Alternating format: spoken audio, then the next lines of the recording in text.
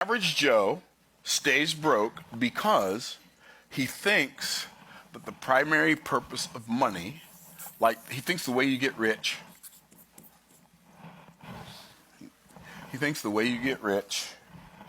is cash accumulation. And so because, this is, by the way, this is what they taught us to do. Think about it. When you first started learning about money, what did they teach you to do with money? Come on, talk to me, somebody. Save it. You save it. So you save money. And by the way, rich people know that saving money is not a good idea. Right? You don't, saving money, when you're saving money, you're saving something that's becoming worth less over time. If nothing hits it but inflation, is becoming worth less over time, right? So you think of it as I want to have this big pool of money that I can go back and keep looking at, and as long as it's getting bigger, I'm getting richer. Well, I mean, that's okay, but it's better if you're not doing that, okay? So, but what if, instead of you viewing money as a pool to be viewed, instead of envisioning wealth as a big pool of money to be viewed, what if you looked at it as a tool to be used?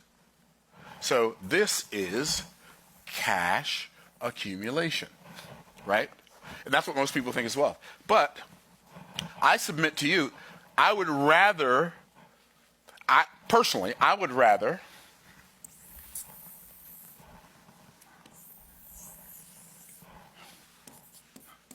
sure y'all can guess what that is. Lazy river. You're funny. Lazy river. See, there's one in every crowd, and today Ryan is both of them. Okay. So this is cash flow. Cash flow is infinitely more important than cash accumulation. I would rather have like massive cash flow and small cash accumulation, or none, than massive cash accumulation, no cash flow, or small cash flow. I would rather have massive cash flow. Now, if I could, this is such a cool concept. It's a cool concept because when you think about bodies of water, right? Or when I think about bodies of water, I think about a couple of different types of bodies of water. So we went to Israel a couple of times. I think we went in 2019. We went again in 2020, right? So one of the coolest things is when we went to Israel is like towards the end of our trip, we went down to the Dead Sea. And we stayed in, we didn't stay in the David Hotel the first time. We stayed in the David Hotel the second. I don't remember the hotel we stayed in. But what's really cool is when you stay at the Dead Sea, a lot of the hotels there, they have water that they pipe in from the Dead Sea into their pool, in their indoor pool. And it's like a flotation tank, right? So you can get in a swimming pool, and it's not a swimming pool. You can get in this floating pool, and you float. And when you get out, you just feel so invigorated from all the minerals. Okay, but nothing can live in the Dead Sea. Why it's interesting. So the Dead Sea in Israel is at the south. The sea at the north is the Sea of what? The Sea of Galilee. And there's a river that connects them. What's the river? The Jordan River. Okay, stuff lives in the Sea of Galilee. We know that because the apostles were fishing in the Sea of Galilee, right? Stuff can live in the Jordan River, but nothing can live in the Dead Sea. Isn't that fascinating? Or am I just easily fascinated? Okay, probably a little bit of both. Okay, so why can't things live in the Dead Sea? Because the Dead Sea has inlets but no outlets. And that's why it's the Dead Sea.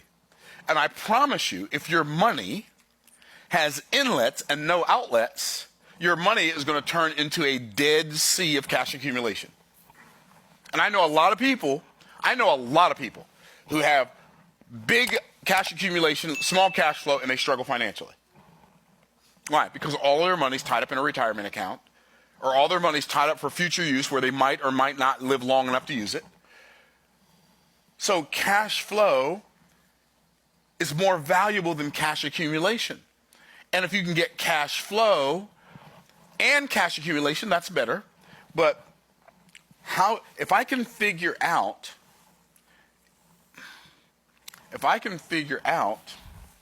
how to have my cash keep flowing long after I'm gone, like I'm gone, eventually, one of the things we all have in common is we're going to die. Either you're going to come to my funeral or I'm going to come to yours. Or you're going to find out about my funeral or I'm going to find out about yours, right? That's how it works. Like you just live long enough, everybody that you know, either you're going to their funeral or they're coming to yours, right? But at least they're going to find out about it. Okay. Well, long after I'm gone, my objective is to have cash perpetuation.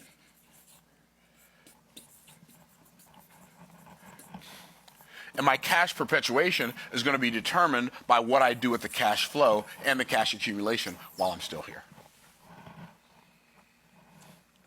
Because, without going into great detail, because I don't have time, definitely don't have time, without going into great detail, legacy wealth is not an amount of money. We're going to create generational wealth. Generational wealth is not an amount of money. There have been plenty of families who've accumulated a bunch of money, and in less than 2 generations, it was all wiped out. Like millions, tens of millions, hundreds of millions of dollars, just gone in 2 generations. Why? Because generational wealth is not an amount. Generational wealth is a system of cash perpetuation, where cash perpetuates and your cash flow perpetuates after you die. And you can, like all of us can set that up. How? Well, one, by having assets that income can follow. And the assets that income can follow while we're alive, and assets that income can follow even after we're gone. So I think about the fact that, I've self-published these books. When I'm gone, my family still has access to the funnel, the books. That cash flow keeps coming in. Why? Because it wasn't determined by something that I do every day. It's something that my cash flow from those assets is determined by something I did one day, not by something I do every day, right? And when I say one day, I mean a group of days, right? I've done it one time. But also, we can use life insurance for cash perpetuation. So I learned this concept from a guy named Garrett Gunderson. Garrett Gunderson wrote a book called What Would Billionaires Do? He wrote a bunch of books, Killing Sacred Cows. I don't know if any of you have ever read any of his books. But, I didn't learn it from him because I learned about life insurance back in the 80s, probably before Garrett Gunderson was born. But the concept that I'm talking about right now. Wealthy families that perpetuate wealth, one of the things that they do is they use life insurance for wealth perpetuation. For a couple of reasons. One, the death benefit of life insurance is not taxable, right? And so being insured, making sure you have life insurance on yourself and, hear me now, everyone in your family. Did I say that too fast? Making sure but I thought life insurance was income replacement insurance. That's one of the things it does. But you don't have to, but if you're serious and not just curious about creating wealth, one of the things that you would desire to do if you knew to desire to do it is to have life insurance on everybody in your family because you already know everybody in your family is going to die. That's not what we want to think about. So we think if we don't buy any life insurance, we don't think about it, then maybe they won't die. They're going to die anyway. So think about it. Get life insurance on yourself, get life insurance on your children, get life insurance on your spouse, and I mean significant life insurance. It's worth it. I don't sell life insurance, so nobody can accuse me of trying to make a sale. I don't sell life insurance. But I bought tons. Why? Because I want my wealth to perpetuate. What people don't realize is how someone in your immediate family dying affects you. They don't realize it until it happens. They don't realize how surreal it is, how energy draining it is, how distracting it is, how confusing it is, how surreal it is. And they feel like, well, if somebody dies, I'll just go back to work and blah, blah, blah, blah. Yeah, that's what you think you'll do because you haven't experienced it yet. You don't understand. You cannot conceive the level of distraction and the level of anguish that comes with that. And so having life insurance gives you the ability to step back from a minute. Now maybe going back to work is something that would be beneficial to you, but it depends on who you are, maybe not. But wouldn't you rather have the choice, right? And while your children don't provide income, generally, right, they do provide a sense of significance and responsibility and purpose. And if one of your children dies, you're not like, I don't want to profit off my family's death. Okay. Right. I get that. So, but you don't want to necessarily have to go back to work when your family needs you to be there with them to support them because your family member died, their family member died also. And if you're the strong one, they need you. Y'all picking up what I'm putting down? Yes, sir. Like, there are guys that have, like if you're a married man and you have a wife and children and you don't have life insurance, shame on you. You don't have, like, I shouldn't say shame on you, but, like, do something about it. Like, if you don't have life insurance because I don't want my wife to have all this money and then she goes marry somebody else, blah, blah, blah, blah, and then this dude doesn't want my money. Okay, right. But you want her to have to go find somebody else because you didn't take care of her.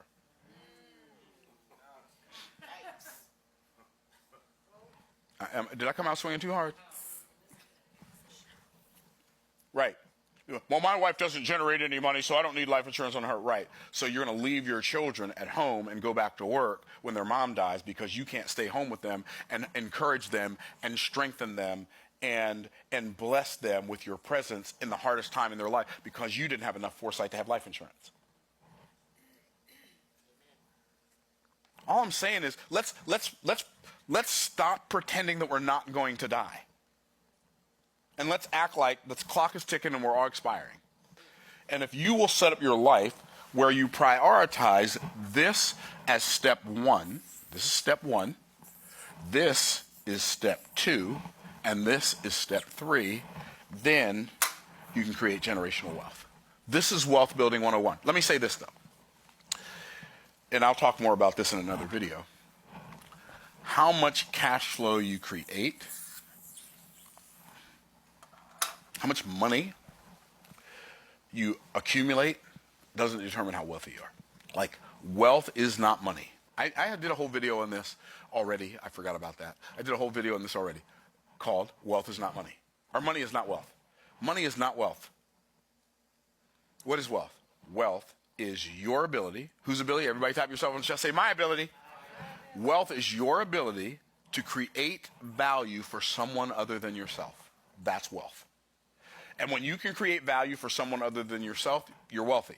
And when you can't create value for someone other than yourself, you're not wealthy.